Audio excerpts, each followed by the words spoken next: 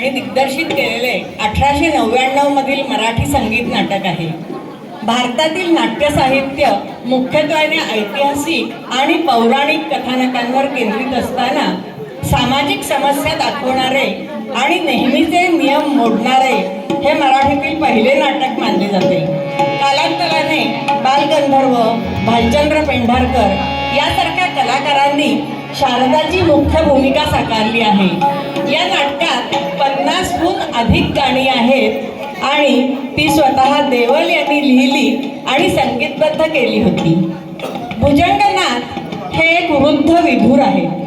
त्याला आणखी एकदा लग्न करायचे आहे जेणेकरून त्यांना त्यांच्या मालमत्तेला वारस मिळू शकेल. तरुण सुंदर शारदेच्या वडिलांनी पैशाच्या लोभाने शारदेचे लग्न या वृद्ध भुजंगनाथाशी ठरवले.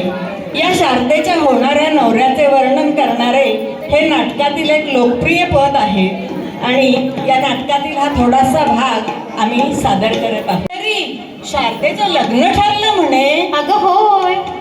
अगं पण श्रीमंतांचं वय किती? अगं तेवढे मात्र विचारू नकोस बाई.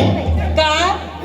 श्रीमंत आहेत, हौशी आहेत, दयाळू आहेत, मायाळू आहेत, सगळं काही हवं तसं आहे हो. पण वयाची गोष्ट मात्र करू नकोस बाई. का? म्हातारा आहे की काय? म्हातारा? छे छे छे छे. नाही ना. मग वय किती? वय